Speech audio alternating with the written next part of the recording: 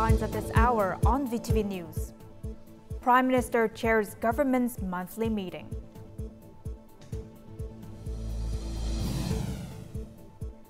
And later on, Vietnam cracks down on transnational scam networks. In our world news, Ukraine wants to maintain normal relationship with the US.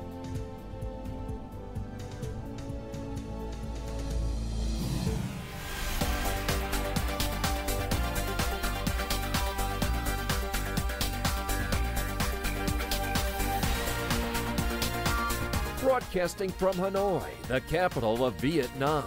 VTV News starts right now. Hello, it is 3 p.m. local time and you're watching VTV News. I'm Huynh Trân with the top stories. Prime Minister Phạm Minh Chính chaired the government's monthly meeting on Tuesday morning.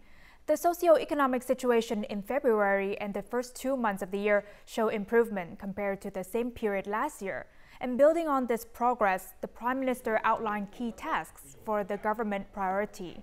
Priority areas include completing the consolidation of internal organizations, implementing Resolution 57 of the Politburo, and maintaining a proactive, flexible, and effective monetary policy. The government will promote an open fiscal policy with emphasis on public investment capital disbursement. The Prime Minister emphasized that there must be no shortages in electricity and energy supplies for production, business, and consumption, and no bottlenecks in oil, gas, and coal exploitation. All ministries and branches must issue their pending resolutions by March. Also on Tuesday, Prime Minister Phạm Minh Chính issued a telegram regarding the management and balance of rice supply and demand. The telegram addressed Vietnam's declining rice export prices due to global market fluctuations. The Prime Minister directed heads of ministries, agencies, and local people's committees to closely monitor production, implement measures against drought and salinity intrusion, and reduce production costs. He also instructed relevant authorities to keep localities and businesses informed of changes in the global rice market. The State Bank has been tasked with expanding quotas and loan terms for enterprises to build rice reserves. Additionally, commercial banks are to provide favorable conditions for people and businesses to access preferential credit. State budget revenue in the first 2 months of the year reached nearly $19.5 billion, equivalent to a quarter of the annual estimate, up nearly 26% from the same period last year. The Ministry of Finance announced these figures on Tuesday, and the strong performance is attributed to last year's robust economic growth, which boosted both corporate income tax and value-added tax revenues. Additionally, enhanced tax management, inspection, and examination efforts led to financial settlements of more than $234 million, contributing $58.7 million to the state budget. Global trade remains unpredictable, particularly in the U.S. market, and the Ministry of Industry and Trade has introduced several measures to achieve its export growth target of 12% this year, including strategies to navigate tariff fluctuations. And in the first 2 months of the year, Vietnam's export revenue reached $65.2 billion, up nearly 10% year-on-year, with a trade surplus of $2.3 billion. Despite contributing $9.1 billion to Vietnam's 2024 export revenue, the timber industry is facing challenges as the U.S., its key market, reviews and warns of potential countervailing duties on Vietnamese plywood. We must be prepared to answer inquiries if required by U.S. authorities. Meanwhile, we have been expanding exports to Australia, New Zealand, and the Middle East. According to the Ministry of Industry and Trade, to meet the 2024 export target of $454 billion, Vietnam must achieve an average of $37.8 billion in exports per month. This requires coordination between government agencies, businesses, and Vietnam's trade missions abroad. Market conditions are shifting rapidly, sometimes on a daily basis. Businesses should capitalize on next-generation free trade agreements, FTAs, and study upcoming agreements that Vietnam plans to sign. The ministry also plans to streamline administrative procedures, reduce processing times, digitize export documentation, and collaborate with relevant authorities to ensure safe and efficient customs clearance for businesses. Activity at the Lao Cai International Border Gate has been subdued in the first few months of the year. Custom clearance volumes are low, especially for exports, which have fallen to just 1/3 of last year's levels. Key Vietnamese fruit exports have seen significant declines. Durian exports, for instance, have dropped to 1/10 of the volume seen in the same period last year. This is due to China's stricter quality control measures, particularly their inspection for cadamine and yellow oxide, substances that gardeners still use to ripen durian. Other fruits face similar strict standards. And when cadamine and yellow oxide levels exceed permitted thresholds, authorities will shut down both the growing area and packaging facility, halting agricultural exports. Vietnam's Robusta coffee prices have surged over the past month, nearing Arabica levels.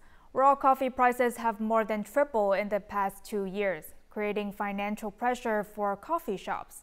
And in response, many cafes in Ho Chi Minh City are adjusting their prices to balance profitability with customer rentation. A cup of iced black coffee now costs 22,000 VND, a 10% increase from last month. Other coffee-based beverages have also risen by 10-20%. If the price increases but the service quality also improves, I'm still willing to support. A coffee chain with over 3,000 stores reported a nearly 20% drop in revenue after raising prices. Raw coffee prices have jumped 300%, making it difficult to pass costs to consumers. We are diversifying our beverage menu and brewing methods to attract Gen Z customers. The price of coffee beans has risen to 9.10 US per kilogram, up 8% compared to last month. However, the owner has pledged to keep drink prices unchanged unless additional services are introduced.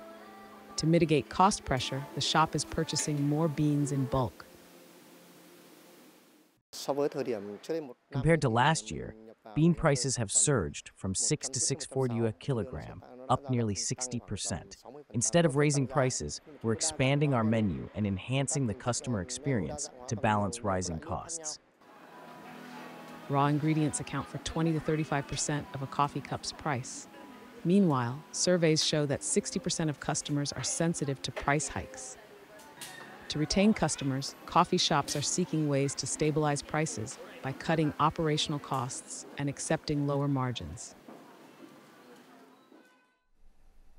Salt farmers in Bạc Liêu have begun their harvest season with encouraging market conditions. Prices remain strong at 40 to 60 cents per kilo, varying by salt type. Bạc Liêu currently has nearly 1,500 hectares of salt production, making it one of the largest salt-producing localities in the country. The province will also host the Vietnam Bạc Liêu Salt Festival 2025 from March 6th to 8th. The event aims to honor and preserve the salt-making profession and enhance the value of Vietnamese salt. The weather forecast for this year's Salt Festival will be favorable, with clear skies and no unexpected rain.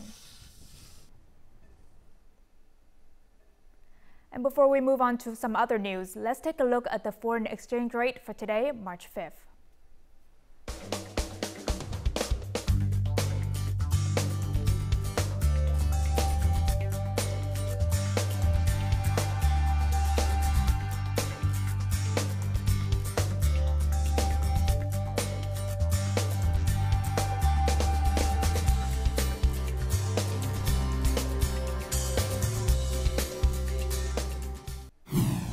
Coming up next on VTV News.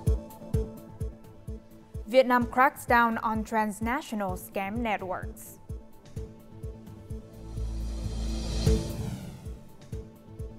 And drastic solutions needed to reduce air pollution.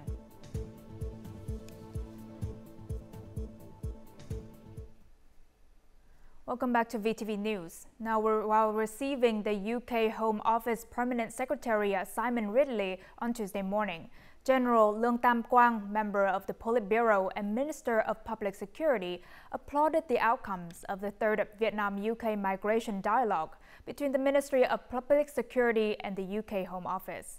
The Vietnamese minister urged the active implementation of the signed cooperation documents to combat human trafficking and share immigration information and migration issues.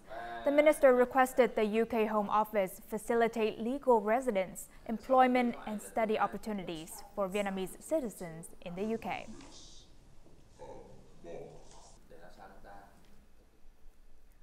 Vietnamese citizens have fallen victim to online scam syndicates, with many being deceived into joining these operations, while others suffer from cyber fraud. And authorities are working closely with international partners to investigate and prosecute Vietnamese nationals for crimes committed overseas, ensuring accountability under both Vietnamese and host country laws. Vietnam has recently dismantled multiple transnational fraud networks in coordination with foreign partners. Bắc Ninh, Da Nang, and Hà Tĩnh police, in cooperation with the Criminal Police Department under the Ministry of Public Security, have recently cracked down on fraud rings responsible for losses amounting to billions of US dollars.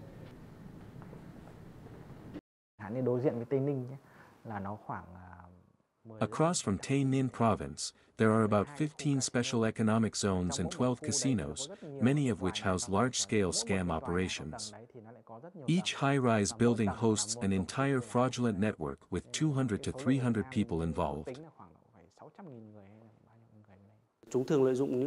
They often exploit special economic zones or politically unstable areas in these countries, recruiting Vietnamese citizens to carry out scam operations.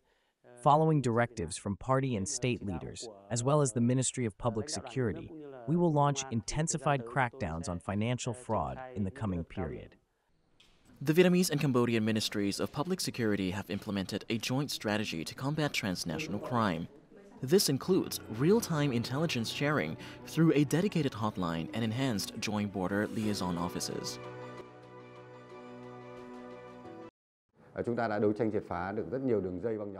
There are approximately 600,000 Vietnamese engaged in these activities. We have dismantled multiple criminal syndicates, working closely with foreign counterparts to conduct arrests abroad. Strengthening international cooperation, particularly with Cambodia, Laos, China, and other regional countries, remains a key priority. Vietnamese authorities continue to monitor the situation and stand ready to provide necessary protection to Vietnamese citizens who have been victims of these scams. Additionally, support programs are being developed to help rescued victims reintegrate into society.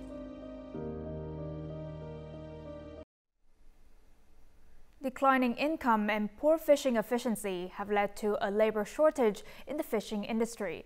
And this widespread problem affects many coastal areas, making it difficult for fishermen to venture offshore.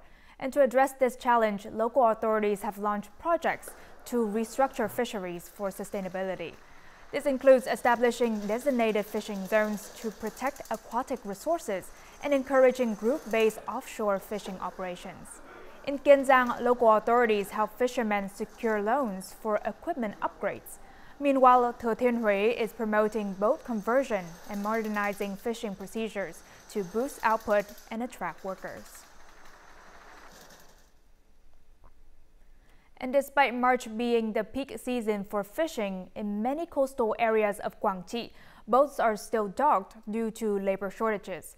Most young people have left their hometowns for work, making it difficult for boat owners to find crew members. Many have even had to sell their boats because they cannot maintain operations. Hồ Văn Hoan borrowed $790,000 from the bank to purchase a vessel. However, his vessel has been unable to go to sea for the past 2 to 3 years due to labor shortages. We're carrying a lot of debt. We don't know what to do. Without labor, the vessel cannot operate. Now the bank debt is a huge challenge for us. Both offshore and midshore fishing vessels, as well as coastal areas of Guangxi, are experiencing severe labor shortages. Many vessels remain docked for months or even years. Currently, there is an 80 to 90% shortage of young workers in this coastal area. In the past, fishermen went to sea with 3 people, but now there are 2 people per vessel, while some vessels only have 1 person. Guangxi Province has more than 2,500 fishing vessels and requires over 6,000 workers for sea operations. However, local workers can meet only a small portion of this demand, forcing vessel owners to hire workers from other regions. In the near future, we will work closely with local authorities to develop appropriate vocational training plans for local workers. We will also promote the use of scientific and technical advances in fishing operations to create more attractive working conditions. Currently, Guangxi faces a significant shortage of working-age laborers. While fishing requires good health, professional experience, and technical skills, the unstable income deters many from entering the profession. Hanoi, Ho Chi Minh City, and other major cities must take decisive action to address their air pollution problems. Many measures have been proposed, including developing green transport, implementing low-emission zones, and strengthening monitoring systems. The crucial factor is implementing these solutions, both short-term and long-term, with determination and commitment. Recent studies have shown that traffic is an alarming source of pollution in Hanoi. The capital city has developed a resolution establishing low-emission zones that would take effect from the beginning of this year. However, to implement it, some measures require approval from higher authorities. We do not have emission standards for motorbikes yet. In the case of establishing low-emission zones, we must control the emissions of cars and motorbikes separately. The current standards for car and motorbike emissions are not strict enough and need to be reviewed and revised. Currently, the Ministry of Agriculture and Environment is developing new standards for car emissions. These standards have been submitted to the Ministry of Science and Technology for appraisal, and we are also reporting to the government. Despite identifying specific solutions to address pollution sources, no action has been taken. Until these issues are fully resolved, the hazy conditions will persist. Propose setting up a high-level committee comprised of government officials, ministry representatives, and local authorities to discuss specific appropriate measures to solve this issue. For effective long-term solutions, Hanoi and Ho Chi Minh City need to immediately complete their emissions inventory and strengthen their pollution monitoring equipment. Hanoi's monitoring capacity has declined from 35 stations in 2020 to only 7 stations currently providing data. Ho Chi Minh City has had no monitoring data since August last year, as its equipment remains tied up in the bidding process. A music video creatively and compellingly features the cultural essence of the ancient Kinh region. In just 3 days after its release, the video received 10 million views, topping the music trends on YouTube Vietnam and going viral to rank 6th in the most viewed videos worldwide within just 24 hours. And many young artists have recently made headway by blending traditional and modern music. And this musical creativity has played a significant role in spreading the traditional culture and also the image of Vietnam and its people internationally.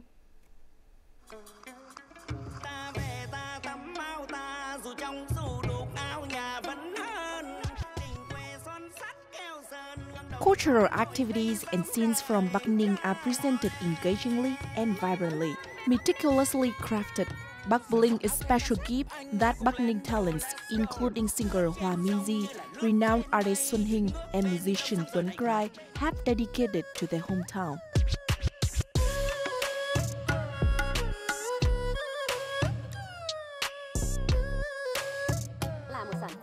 The music video differs greatly from my other works and is a gift to my hometown.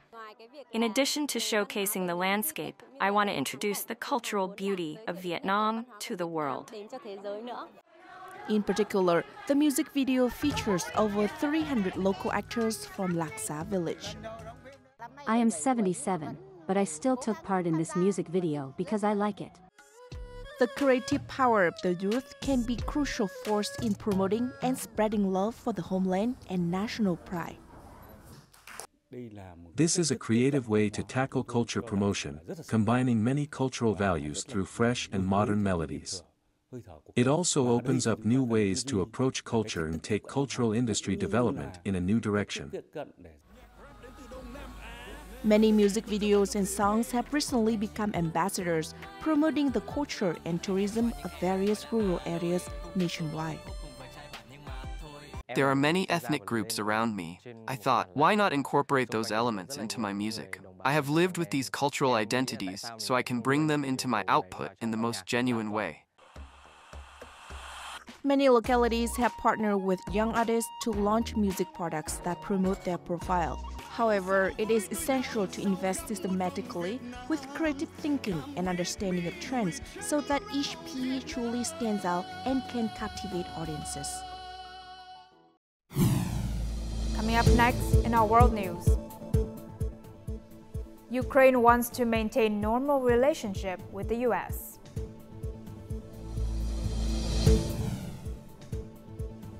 An EU chief unveils €800 billion plan to rearm Europe.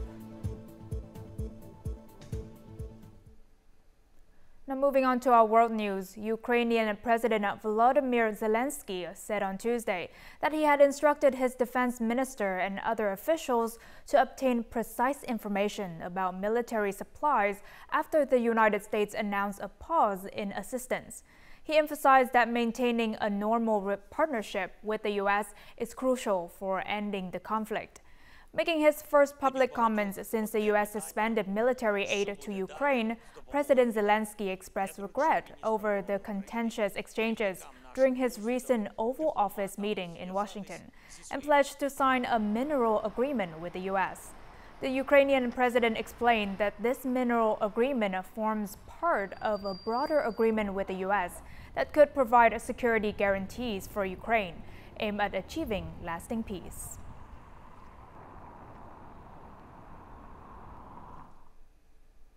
European Commission President Ursula von der Leyen on Tuesday presented a 5-point Rearm Europe plan to boost defense spending, just hours after U.S. President Donald Trump reportedly froze military aid to Ukraine.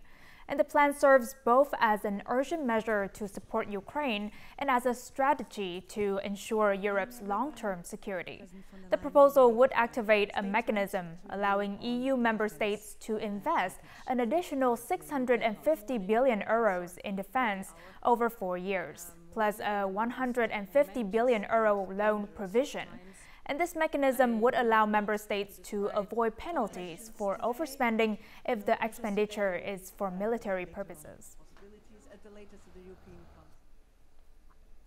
Also on Tuesday, Russia and Myanmar signed a cooperation agreement to build a small-scale nuclear power plant in Myanmar.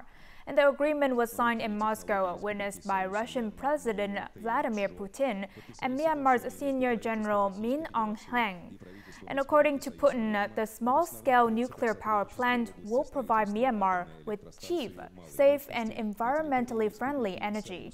The agreement is expected to boost Myanmar's economic growth by creating thousands of new jobs.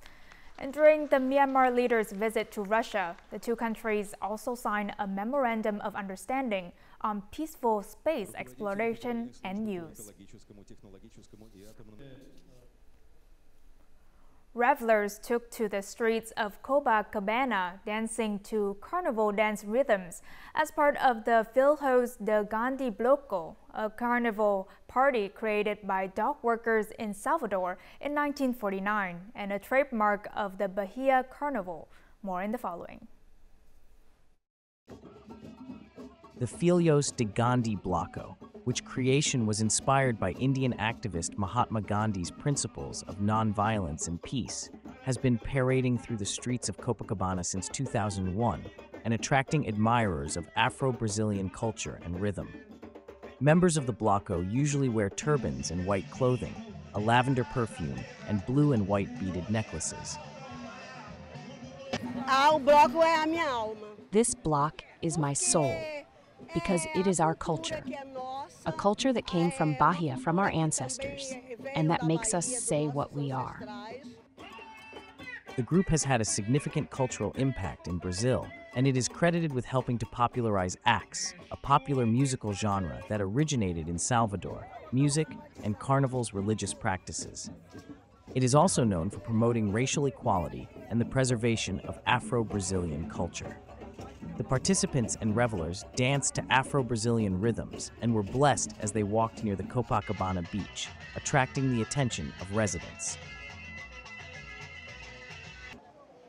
We're talking about tradition. We're talking about resistance. When we talk about carnival dance rhythms, we're talking about street macumba.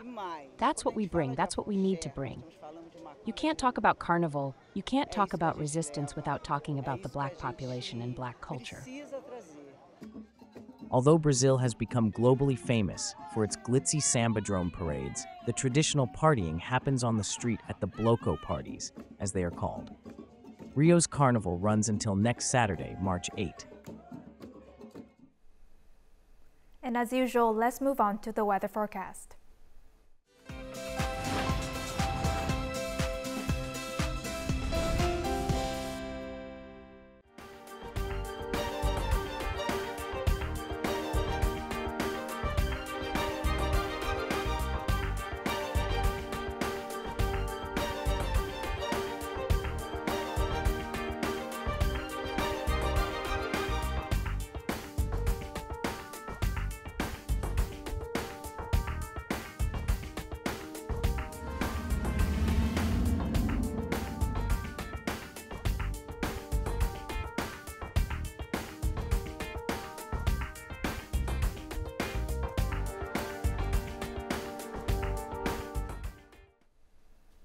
And that's all the news we have for this hour. To rewatch our program, you can download our mobile app VTVgo or check out our YouTube channel VTV4Go. Thank you for watching and see you next time.